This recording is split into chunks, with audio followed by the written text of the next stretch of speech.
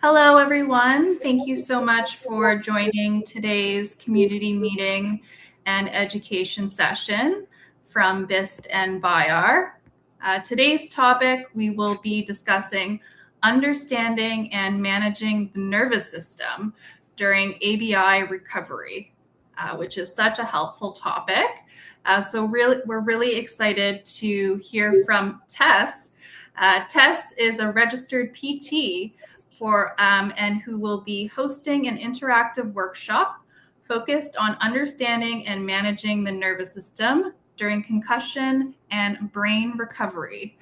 After a brain injury, the body can often feel stuck in a fight or flight state, leaving you wired but tired.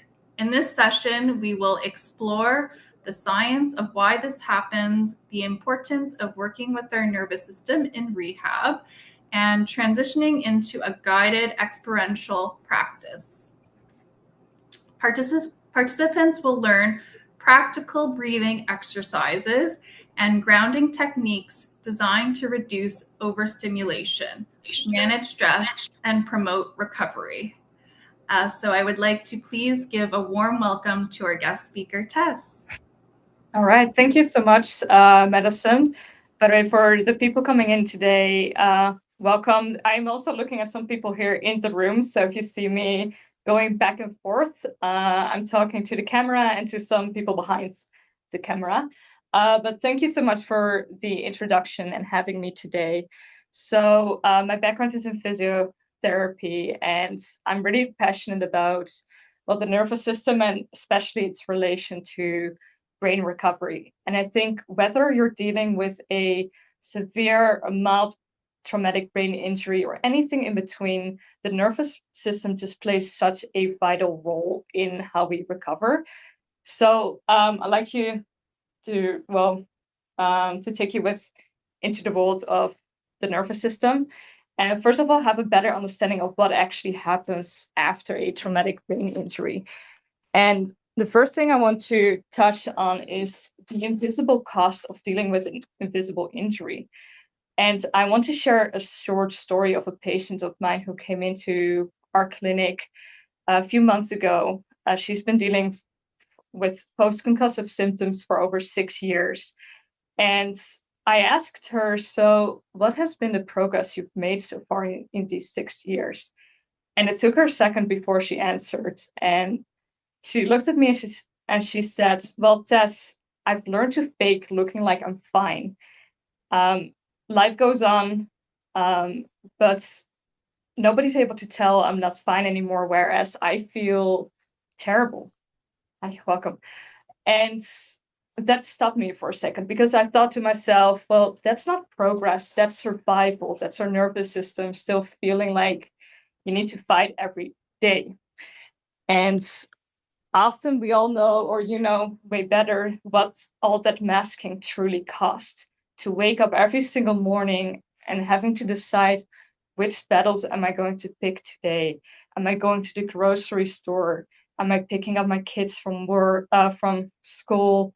Am I going into the office? Just having to decide all these small battles, battles that shouldn't feel like battles. And obviously, the last thing you need in the moment is you run into somebody who tells you, oh, you look fine. Whereas like your brain might explode that very second, or you feel like it's going to. So this is why the nervous system is important, or actually where the nervous system kicks into our like that chronic state of survival. And these are the topics I'm going to touch on. So our brain obviously deserves more than to feel like all I'm doing is just surviving the day-to-day business. So we're going to talk about what actually happens after a injury, how we get stuck in that vicious cycle of just feeling like I'm surviving the day, and then obviously how to break this cycle so we start moving forward again. Now, what is our autonomic nervous system? I think many of you are already familiar with the nervous system being our fight and our flight response. And our autonomic nervous system is responsible for a lot of autonomic functions in our body, like our heart rate, our digestion, our sleep. And this all happens on the background. We don't think about it. Now, the way I like to think about it is a car. So a car can move forward if we use the gas pedal. This is like the sympathetic states, also known as the fight and flight response. So we need to gas pedal to like move forward. Today, as I'm like talking here, I have a little bit more of a sympathetic activity in my body, because otherwise, my delivery wouldn't be coming off very well. So this is not necessarily a bad thing. I feel like sometimes people think being sympathetic is bad, but we do need that gas to like get going. Now, on the other side, we have our brakes, so our parasympathetic nervous system, which helps us restore our energy to slow down after being busy. And usually, so I would say we don't want to be like leaning towards either like extreme. So what happens if we're going too far to the parasympathetic, or the only thing we do is just putting the brakes in, is we get into hypoarousal. So this is where you might feel like you're numb, you're low in your motivation, maybe even just depression, where you feel like I cannot get out of my bed today. So that's when the car is completely still. Now, on the other hand, if you decide to go 120, 200 kilometers per hour, you might feel too much activity, hyper arousal. You feel anxiety, overwhelm, just too much like energy in the body. Now, what I first want to talk about is like what a healthy nervous system is. So a healthy nervous system is a flexible one. So sometimes we have the gas pedal, then we brake, and we're just constantly shifting gears between those states. And after a brain injury, what happens is we kind of lose this flexibility. So it feels like literally the car is like stuck in one state. And it's also not responding accurately to the environment anymore. So going to a grocery store suddenly becomes too overwhelming and gives you too much of a sympathetic activity. Now, I also want to address some nuance, because I feel like in the nervous system world, and especially since the COVID pandemic, the nervous system became kind of a hype. Like everybody's talking right now and TikTok too about feeling dysregulated, feeling overwhelmed. Personally, I always get a little bit triggered, because I'm like, well, feeling like overwhelmed versus the actual dysregulation after sustaining a traumatic brain injury, that's a big difference. So what do we mean when we say we're dysregulated? Well, dysregulation is literally a physiological process where a body's system fails to adapt and regulates itself properly. So think about the car. You're going either too fast or you're slamming the brakes too hard. Now, the official term, if this doesn't work properly, is autonomic dysfunction. So it's just our autonomic nervous system not giving an accurate response to the stimuli. And this term often also gets changed or is interchangeable with dysautonomia, which is the official umbrella term for any medical condition that's a consequence of a autonomic dysfunction. So I just wanted you to give an idea about like understanding the spectrum here. And now we're going to get to what happens after a brain injury. So there's a lot to talk about, but I think the most important part to understand here is how the brainstem gets affected, because our brainstem is in control of our autonomic nervous system and is highly vulnerable to forces. So whether it's like the whiplash movement or rotational hits, the brainstem is very vulnerable to it. And one thing the brainstem affects indirectly is our RAS system. And Oh, that was too fast. Oops, 1 second. So our brain stem affects our filter in our brain. So every time we take in like information, we're able to tune things out. So you hear my voice talk today, and we're able to numb maybe like the noises of the dishwasher. Now, after a brain injury, that filter gets disrupted. So all the stimuli just like hit the brain simultaneously and doesn't make you feel very comfortable. So what happens next is our brain just gets overloaded by sensory information. And all this overwhelm leads to an increase in its stress response, and especially the autonomic sympathetic state. Now, indirectly, we will get a release of certain hormones that are accompanied by a stress response. And so think about again like the car, and you're just like driving. And at some point we also know like, hey, we're gonna run out of fuel, but still our brain feels like overwhelmed by the world. So if we're dealing with an injury for quite some time, this just leaves us wired but tired. Yeah.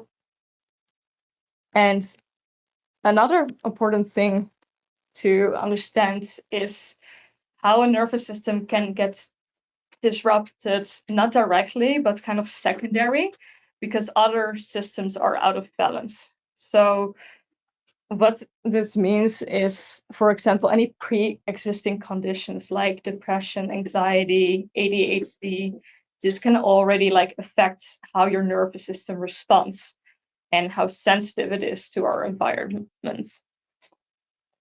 Now, what I see in our clinic a lot is the ocular motor and vestibular dysfunction. So if your eyes are not able to track an object very effectively, or your inner ear organ, where your balance sense comes from, is disrupted, all that information, again, becomes very overwhelming to our nervous system. And therefore, we feel like we're going to be in this state of survival. And last but not least is all the psychological factors that also contribute to our dysfunction or feeling dysregulated, like fear avoidance, catastrophizing, the loss of identity after sustaining a brain injury. All of this will affect the nervous system. Now, the next slides might look pretty overwhelming. I didn't mean to overwhelm you with too many words on the screen, but I did it purposefully because I do think this showcases like the extent of what your nervous system actually affects in your body. And it's not just your brain, your whole body gets thrown off. So if you ever felt like you got dismissed by a medical professional because let's say like you went to the doctor because you had some gut issues, they ran some tests and they said, okay, well, your gut is fine. Like, okay, that's good news. We rule out what it's not.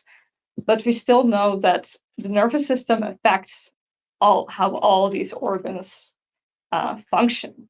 So I just want you to take a second, look at these words, and maybe you see stuff where you were like, okay, I didn't know this was actually a part of my autonomic nervous system and could be explained potentially by the disruption. And I will tell you, I mean, I spent some time working on this slide, and it still doesn't do the full justice because there's way more that could be, that could be in here. Now, again, our autonomic nervous system works 24/7 because we take in information 24/7. Our brain is constantly detecting its surroundings, and then the nervous system automatically gives a response. Now, what happens next is our brain gets to label the experience. And this is often where we get into this state of survival. Because the vicious survival cycle. So let's say we picked our battle. We go to the grocery store, we get overwhelmed by the lights, by all the noise, and we walk into that annoying neighbor that tells us, oh, you're fine. Obviously, your nervous system will respond. It will detect this possibly as a threat or as something that it's in need of a sympathetic response. So your nervous system starts to respond. Now, what happens next is our brain will label this experience. So you're in the grocery store and you feel slowly like overwhelmed by the stimuli. It gets worse and worse, and well, likely you're not going to find it a positive experience. So what your brain will do to protect you is it will send feedback back to the brain. So it sends feedback in order to protect it and for future predictions. So what that means is like you remember everything that's like happened to you, especially the negative experiences. So the next time you're gonna think about even like the grocery store, you might find your nervous system already on edge because you expect something might be happening. So that leads to the prediction error, which is our alertness heightens and our thresholds to deal with this stimuli also lowers. So you can see how this becomes a vicious cycle. And oh, that's too fast. Now your brain has just built a very convincing case that it isn't worth the cost of going to that grocery store anymore, or maybe something else that was like an awful experience, and over again you build the evidence that this wasn't comfortable. So as a consequence, I often see the following happening. People isolate themselves. The circle becomes smaller and smaller. They start fearing the flare up so much that they just avoid any stimuli at all cost, get overwhelmed very easily, just stuck in a state of fatigue. And obviously, this is not how we want to live our lives. So we want to get out of this. And here is what I want to start off with first before how to break this cycle. I want you to understand that the nervous system is always looking out for you and not against you, even though it might feel like your body is like fighting you at times. We cannot blame our brain for something that happens so subconsciously because it's an autonomic function. Like your brain has already decided in your nervous system that the grocery store might be a scary place to go to. So we cannot blame our nervous system here. Excuse me. Yeah. Is your brain control your nervous system or vice versa? Is your brain control your nervous system? Okay, so the question I'm getting here, sir, from somebody here in the group is, does the brain control the nervous system or the other way around, right? It's both.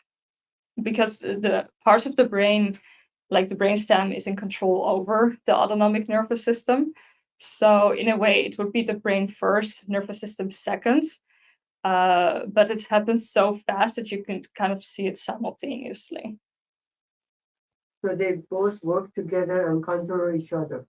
Yeah, they both work together, and like the first response is very, very fast and very subconscious. And then, afterwards is where we get aware of our experience. Okay, so what your nervous system became very good at is just detecting threats and looking out for you. You can see it as a very like overbearing parents who sees a threat like everywhere they go and where they walk. And at all times, what your nervous system wants is to just prevent you from feeling horrible, feeling like shit. So of course it doesn't want you to go to that grocery store. And now this is the I mean, the part where we're all here for, like, how are we going to break the cycle? So a few options. Again, we can bottle up. We can just say we're going to avoid all stimuli and have a very small circle. I know a lot of you guys are not here today because that's what you want. Now, the second option, which also happens a lot, is you just keep pushing through. So let's say we're in the car, you're just slamming the gas pedal, you're going 200 kilometers per hour, and you're seeing all these dashboard lights flicker. But you're ignoring it because you know you can keep going on for some miles after. But at some point, you will run out of fuel, which means inevitably you will crash.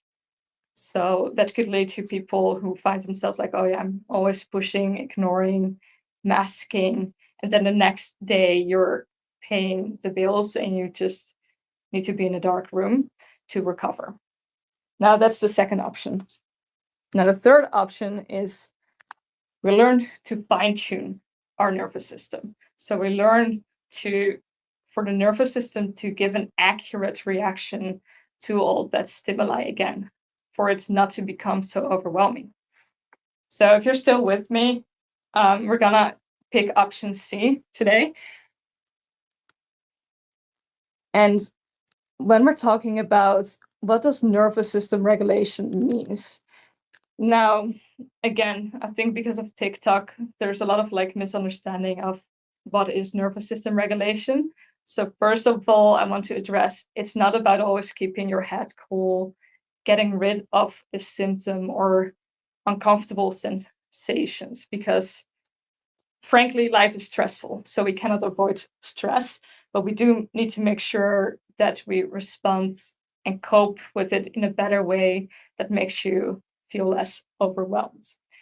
So, what is nervous system regulation about?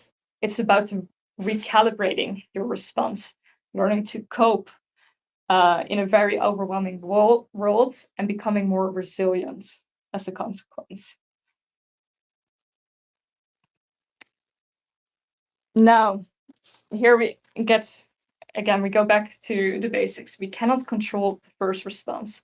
So maybe you think about, oh shit, I have to do my groceries a few hours from now, and you can feel symptoms kicking in, your heart rate going up.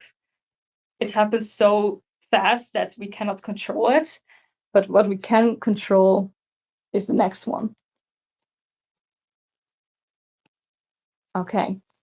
So when we're talking about regulations, there's I kind of came up with this step protocol that I find useful because it's not just about the regulation technique.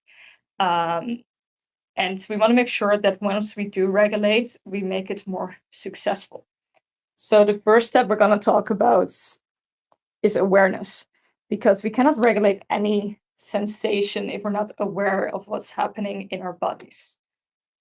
Now, the second one is we want to rate like how loud kind of our nervous system is screaming on a scale from 0 to 10, because obviously you're going to do something different if you're already out of a 10 out of 10 or if you're like a 2 out of 10 feeling uncomfortable and overwhelmed. Now, the third one is maybe the most important step, in my opinion. It's reframing or the label we attach to it, because that's the only thing we can control. And that's how we can interrupt that vicious cycle being stuck in the survival. So we're going to talk about that later. And then the last step is doing the actual technique of regulating. So right now, I want to do this all together, or you do it mainly for yourself, is becoming aware of what you feel. You've heard me talk for about 20 minutes right now, 20, 30 minutes. So obviously, like maybe some symptoms are kicking in, or maybe you already felt some sensation coming in today. So what I also want to address here is that the first time we get or become aware of what we feel, it might be uncomfortable. because again, the nervous system wants to protect you from feeling awful. So it's going to tell you like, hey, let's not tune into something that makes you feel uncomfortable. So what I want you to try to do right now is to just place one hand on your chest. You can place the other one on your stomach if you like. I always like to have two hands on my body. And I want you to take a deep breath in and close your eyes if you feel comfortable. And just become aware of what you feel. So don't judge it, just name it and notice it.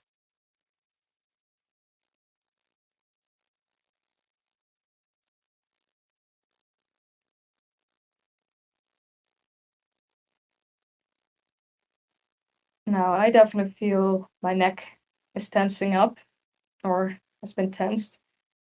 My heart rate is up too, and my breath is in my chest.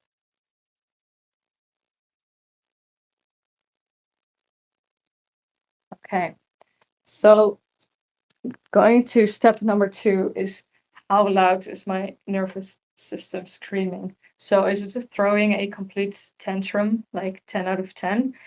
If you feel like, for example, like my neck tension, I felt like a 2 or 3 out of 10. Like it's there, it's present, but it doesn't interfere with my ability to deliver this presentation today. So again, we're just going to tune in. You can close your eyes, back to the hands, or maybe you already know, like, okay, my headache or whatever you feel right now, the overwhelm, however you like to name it.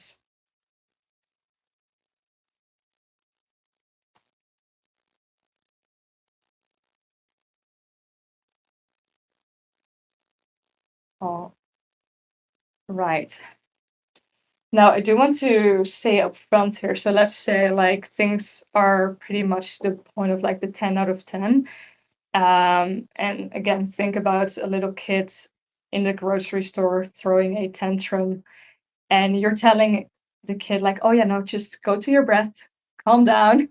Like that will never be successful. Like you will likely get even more resistance, and the tantrum only gets louder. So don't expect yourself, if you're out of 10 over 10, to like regulate to the point that you can calm yourself completely down. I do want to say that up front, but we're gonna talk about it too. Now, the third, and I believe the most missed or overlooked step in regulation, is reframing our thoughts. Because if you're regulating or trying to tune into your body, but all you hear in the background is that voice telling you you're broken, you're um, you're weak, you're fragile, you cannot do this, you will flare things up, you will make it worse. Will that be helpful to your nervous system, like calming down? I don't think so. So the next step in when we're talking about awareness is the thoughts that pop up when you feel any of these symptoms kicking in. So yeah, we can do it. We will do it in a second, but I do want to talk about the step into like how to reframe those thoughts. And when we're reframing how we talk to our body, our brains, ourselves, I want to make sure like this is not toxic positivity, because if you feel horrible, you feel horrible. So you don't need to be like, oh yeah, I feel fine, because you don't feel fine. But you can say, like, let's say you're talking to your best friends. So make sure is what you say or tell yourself is supportive. Because if your friends comes at you and they tell you, well, Tess, I feel broken. I feel like I cannot handle this anymore. Are you going to tell them, yeah, that's right, you're broken? Unless you're terrible friends, I hope not. I hope you have good friends. They will tell you the opposite, because they will tell you you're resilient. Your nervous system has been looking out for you and has been overprotecting your brain because it wants to prevent you from feeling horrible. And you can overcome hard things because of all you've been through before. So as we're going to regulate, keep this in mind, to reframe the story you've been telling yourself. because this is where it gets important. Again, remember, we cannot do anything about our first response, but we can affect how we respond to it in terms of how we label the experience. And this is actually shown into the brain chemistry as well. Because if you were to go to the grocery store and you're thinking afterwards, well, let's never ever do this again, your nervous system will get the message. It's like, okay, so the next time we will just become more aware, more hypervigilant, and we will protect you even better, which means in other terms, we're going to kick in symptoms even faster. Now, if we say, again, no toxic positivity because the grocery store was awful, but maybe this was just a bad day to go and try it to begin with because you had a bad night or you had a lot of other things going on. So you know what? We just write it off today, but we try again tomorrow. So what that reframing does to our brain, it's actually releasing a very important hormone called DHEA. Now, I'm not going to name what the fully spelled version of that is, but it's essentially a hormone that counterbalances the negative effects of cortisol. And it's also one of the known boosters for brain recovery and help in terms of like the neuroplasticity. So this is just very important, the way we label things. Now, we're going to get actually to the regulation parts, or how I like to say it, shifting gears with the purpose of becoming more flexible in our responses. And we have 20% of battery. Okay, cool. Just like our brains do. So again, I'm just going to touch on a short nuance here because there's like thousands and thousands of regulating exercises out there. And TikTok likes to make you believe that there's this one thing you can do that will solve all your issues and heal your nervous system. First of all, it doesn't work like that. But there's one thing that all these techniques have in common and why they work. And that's the following. Focus. Because a healthy brain can only truly focus on one thing at a time. Now, what we established before is like actually because of that filter in the brainstem being affected, is that our brain has difficulty focusing on one thing at a time because all the information is just kicking in at once. So I will say also that regulating is way more challenging to any brains that have been through like any kind of injury. But what does happen is when we redirect our attention on a different sensation, is your autonomic nervous system will directly get a response to interrupt the cycle of making things worse and worse. Now, the next part, I'm gonna provide you with some tools. And what I want you to take away from this is regulation is a menu, not a prescription. So we all have different flavors and things work for person A, but the other techniques don't work for person B. So what I want you to do is feel what works for you today, because again, we're all wired a little bit differently.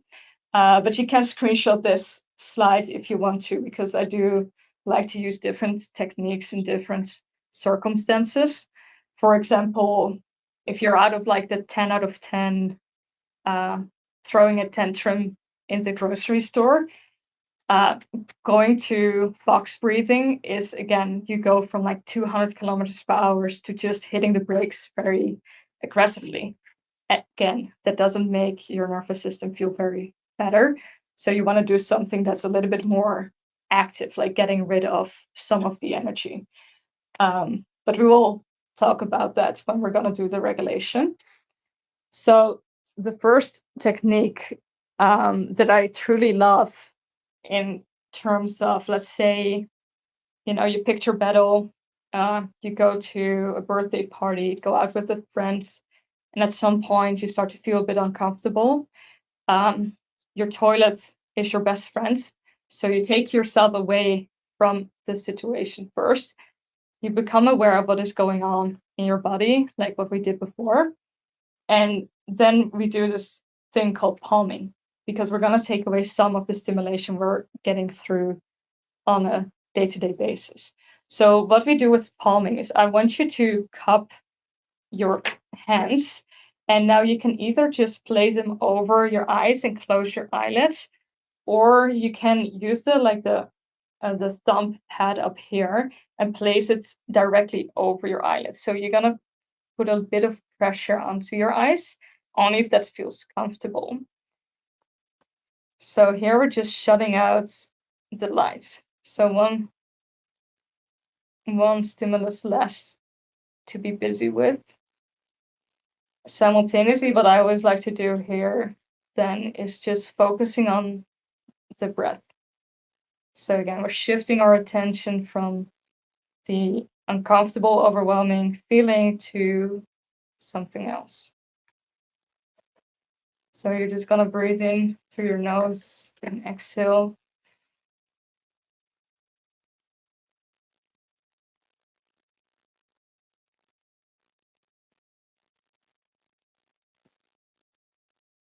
Now again, if there's any thoughts popping up right now, maybe you got a similar pop-up as I got on the laptop, like 20% battery left. Make sure you reframe the thought.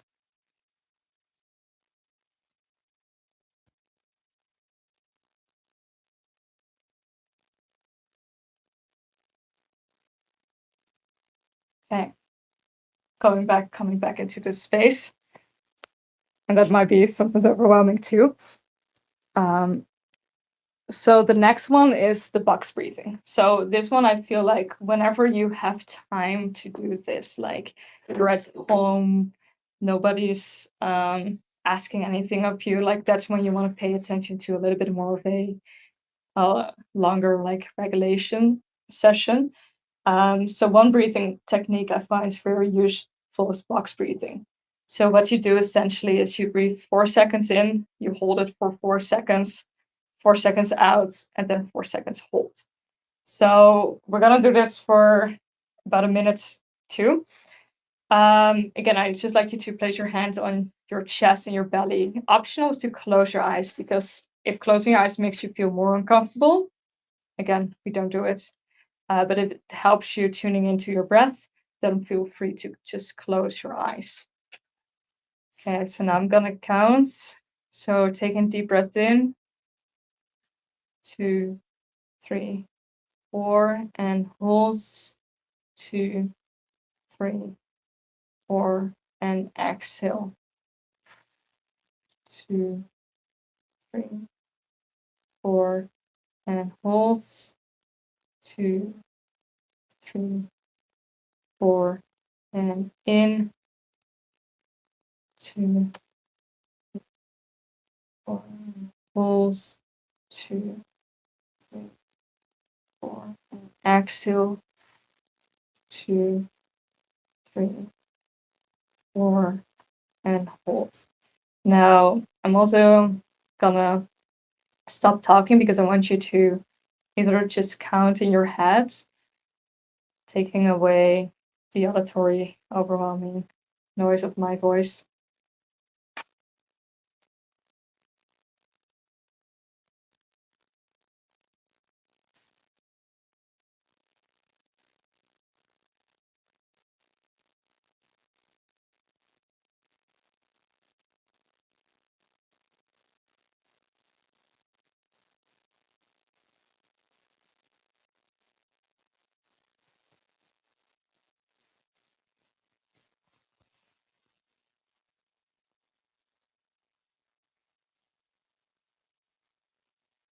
And again, I want you to think about any supportive thoughts that you feel like your brain just needs to hear right now at this moment. So you are resilient, you can overcome hard things.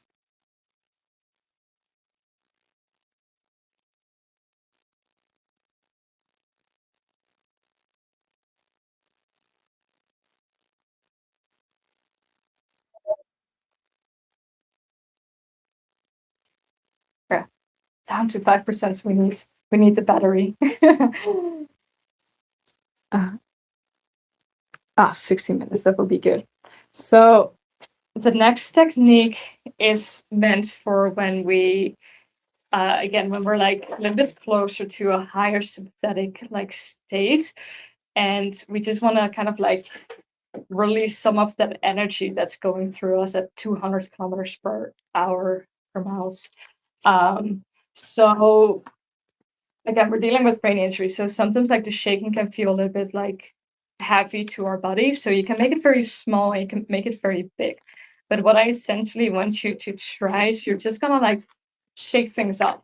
So you can like start with your fingers, your wrists, your arms, your shoulders.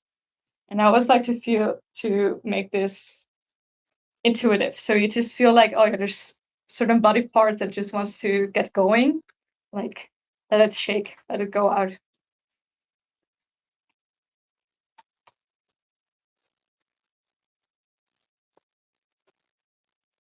And then you can just like slowly make it smaller, the motion smaller and smaller. And you're gonna check in like how that makes you feel again. So I would say actually also this is good not only when you're like on the sympathetic like overdrive, when you feel completely stressed and overwhelmed, but also when you're like on the couch and you feel no motivation at all, because we need to get the heart rate going. Like we want to like make sure the car keeps moving. So if you feel like I'm so stuck, I just feel all I want to do is sleep and be in a dark room, shake it off. Like get some activity going in your brain and in your body. Now, the other important regulation or a tool I like to use is grounding. So when we're in a fight or flight response, we're like literally on our toes. We're like ready to go to sprint away.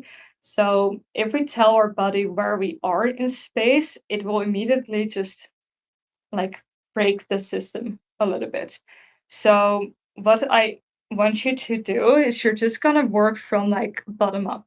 So if you're on a chair right now, I want you to have your feet together and I want you to press your feet into the ground. And you're just gonna focus on the feedback you get from putting your feet in the ground. Now, if you're standing like I am, I like to squeeze my legs, like just extending my knees. Now, if you're sitting, you cannot really do that. So what you do instead, and also if you're standing, is you're going to squeeze your buttocks together. And you're just going to hold it for 5 seconds. Again, if you close your eyes, we're able to focus our attention on one thing at a time, so it might feel better. That's very personal too. And then you let it go. And you just keep repeating that same cycle, just squeezing some body parts together, let your body know where it is in space. And afterwards, you're checking in again with the nervous system like, okay, is there anything else it needs? Like, do we need to take ourselves away from the situation completely? Or are we okay to continue with our grocery run? Now, the other technique, which is a little bit, I would say, like faster, more doable if you're somewhere, is soft gazing. Because when we're stressed, we get into a tunnel vision. So literally, our like eyes will do this. So what we want to do is expand our vision and let it know where it is in space. So two different things you can try here is you can just like softly let your gaze go back and forth, and you just start here to like notice things in the room, redirecting your focus. Now the other technique you can do is you can use your arms. So you can spread your arms and you're just looking straight ahead, but you're waiting until your arms become part of your vision, and then you go back. So you keep looking in front of you and notice when your arms become part of your peripheral view. I find this really helpful if you feel like very disorientated or discombobulated. Somebody told me I like that word. Yeah, it's a perfect brain injury word, right? Sums it up. Now, again, the best tool is the one that works for you. And the most powerful tool is often not a technique at all, but it's a reframe. So how we think about the experience and telling ourselves we're okay. Like even when we're dealing with all this stress, we can do this. Now, I do think it's important to address common mistakes that are being made with regulation on its own. The first being is expectation management. Because if you go in beforehand, like doing a regulation exercise, and all you think about is like, oh shit, I need to decrease like the sensations I'm feeling, you're putting pressure on the system. And putting pressure on the nervous system doesn't take the fight and flight response away, it will only make it worse. So whenever you do something regulating, again, you do it well when you're able to shift your attention. And this takes a lot of work. So if the first times you don't feel it right away, that's okay. It's something you have to do on a daily and very consistent basis. So that brings me to the second point, giving up after one try. Like we need to acknowledge the fact that your brain has been in a survival mode for longer than it can remember. It has built a very convincing case the world is a dangerous place. So slowing down, becoming aware of your sensation to the nervous system, suddenly that becomes actually also a threat. So the first time you do this, you might expect a little bit of a rebounds, like a little bit of a sensation that feels uncomfortable first. So that's the point where we do need to like push through and expose ourselves on a daily basis to doing these regulation techniques. And then the last one is I often only see people doing regulation techniques when they're already going 150, 200 kilometers per hour. So when you're out of that 10 out of 10, and again, it becomes way more challenging to, tell that tantrum like to calm down. Whereas if we just start to build a skill when life is a little bit more bearable, like when you go 60 kilometers per hour, when you feel a little bit uncomfortable, your nervous system will be easier or better at like shifting gears. So build a skill when you're not completely in the red zone. Now, a few takeaways. I mean, you can take away anything you want from today. I will not be the one to tell you, but I do hope after today, first of all, we need to identify the drivers, because you can like regulate your nervous system all you want, but if you have an underlying vestibular issue that hasn't been addressed, your brain will still feel like it's being thrown off balance. So we need to make sure that you need to know what is throwing off actually the nervous system in order to recalibrate it too. The second one is refocus, reframe, repeat. That's all your brain. I want you to just be brainwashed about this, like every day and everything you do consistently. What was the first one? Sorry, I didn't get it. The first word or the first first point, sentence. First sentence. So we need to identify what is dysregulating your nervous system. So that could be potentially like a vestibular dysfunction. It could be potentially pre-existed, like medical, or I don't want to say like medical, like for example, if depression, if the depression never gets addressed, it's very hard to regulate the nervous system too. So we need to make sure we know like what is throwing in chaos to the nervous system.